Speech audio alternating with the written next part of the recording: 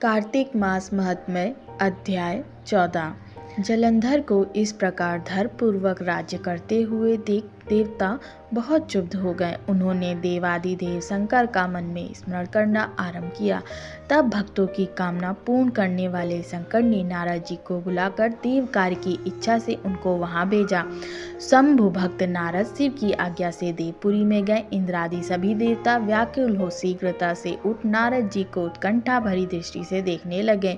अपने सब दुखों को कहकर उन्हें नष्ट करने की प्रार्थना की। तब नारद जी ने कहा, मैं सब कुछ जानता हूँ, इसलिए अब मैं दैत्यराज जलंधर के पास जा रहा हूँ। ऐसा कहकर नारद जी देवताओं को आश्वासित कर जलंधर की सभा में आए। जलंधर ने नारद जी की चरणों की पूजा कर हंसते हुए कहा, हे ब्राह्मण, कहिए आप कहाँ से आ रहे हैं, यहाँ कैसे आए हैं, मेरे योग्य जो सेवा हो उसकी आज्ञा दीजिए। नारद जी प्रसन्न होकर बोले, हे महाबुद्धिमान जलंधर, तुम धन्य हो। मैं स्वेच्छा से कैलाश पर्वत पर गया था, जहाँ 10,000 योजनों में कल्प वृक्ष का वन है। वहाँ मैंने सैकड़ों कामधेनु को विचरते हुए देखा तथा यह भी देखा कि वह चिंतामणि से प्रकाशित परम दिव्य, अद्भुत और सब कुछ स्वर्णमय है। मैंने वहाँ पार्वती के साथ स्थित शंकर जी को भी देखा, जो सर्वांग सुंदर, गौरवर्ण, त्रिनेत्र और मस्तक पर चंद्रमा धारण किए हुए। उन्हें देखकर मुझे बड़ा ही आश्चर्य हुआ कि इनके समान समृद्धिशाली त्रिलोकी में कोई है या नहीं। हे दैत्यराज, उसी समय मुझे तुम्हारी समृद्धि का स्मरण हो गया और उसे देखने की इच्छा से ही मैं तुम्हारे पास चला आया हूँ। यह सुनकर जलंधर को बड़ा हर्ष हुआ। उसने नारद जी को अपनी सब समृद्धि दिखला दी।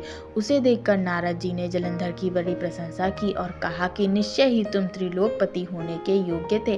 ब्रह्मा जी का हंस युक्त विमान तुम ले आए हो और ध्रुलोक, पाताल और पृथ्वी पर जितने भी रत्नादि हैं सब तुम्हारे ही तो हैं। ऐरावत, उच्चैश्रवा घोड़ा, कल्प वृक्ष और कुबेर की निधि भी तुम्हारे पास है। मणियों और रत्नों का ढेर भी तुम्हारे पास है। इससे मैं बड़ा प्रसन्न हूँ, परंतु तुम्हारे पास कोई स्त्री रत्न नहीं है। उसके बिना तुम्हारा यह सब कुछ फीका है। तुम किसी स्त्री रत्न को धारण करो। नारद जी के ऐसे वचन सुनकर दैत्यराज काम से व्याकुल हो गया। उसने नारद जी को प्रणाम कर पूछा कि ऐसी स्त्री कहाँ मिलेगी जो सब रत्नों में श्रेष्ठ हो। नारद जी ने कहा, ऐसा रत्न तो कैलाश पर्वत में योगी शंकर के ही पास है। उनकी सर्वांग सुंदरी पत्नी देवी पार्वती बहुत ही मनोहर है।